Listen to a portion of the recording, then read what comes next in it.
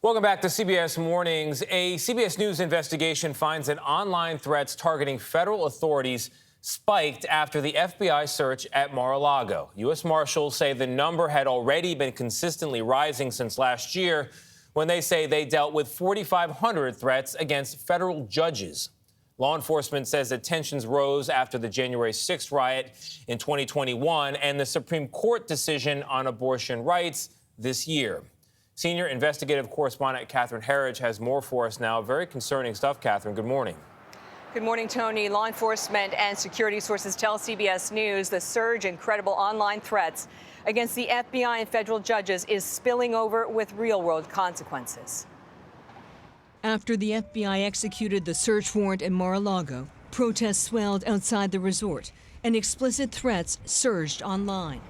Was the search of Mar-a-Lago a tipping point? I believe so. As a cyber threat investigator, Simon, who asked us not to use his last name for security reasons, searches online for domestic terror threats, sharing his findings with federal law enforcement. We're seeing a major uptick in threats. Any public figure is a viable target for these people, and it knows no political affiliation. Simon and his team at the Washington-based research group Memory compiled this 90-page report, most content too graphic for broadcast. Some of the terms are FBI or scum, three-letter agencies need to be cleansed, eliminated, they'll die for treason. Yes. This is really serious language. We're seeing threats like this on a daily, hourly basis. There's a very real risk of law enforcement officers being hurt or killed as a result of these threats.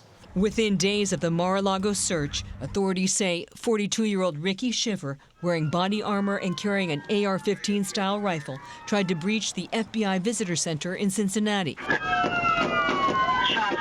before he was killed in a standoff with authorities. Is the attack on the FBI in Cincinnati the new normal? I think so. I think it's moving in that direction. Threats now go beyond law enforcement to federal judges.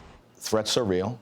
People really have intent to harm folks, and they will carry it out. Roberto Robinson is deputy director of the U.S. Marshals Service. His team protects more than 2,700 federal judges, including Bruce Reinhart, who signed off on the FBI's Mar-a-Lago search warrant. Was this a case where as soon as people knew who the Florida judge was, the threat started? Yes. So it was almost immediate. Absolutely.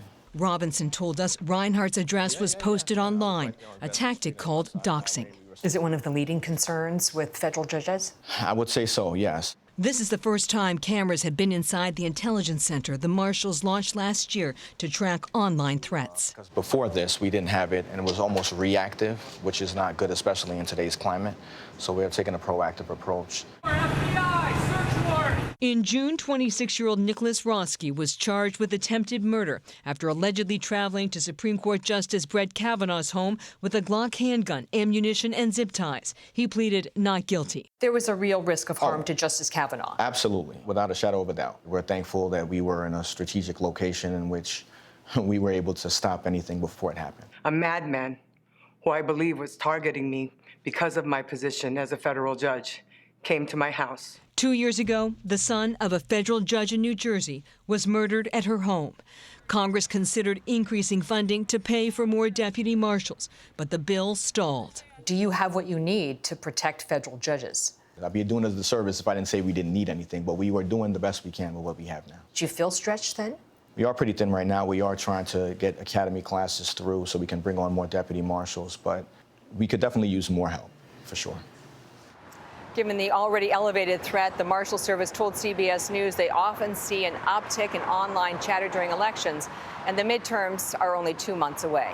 Michelle. That they are an important story. Catherine, thank you.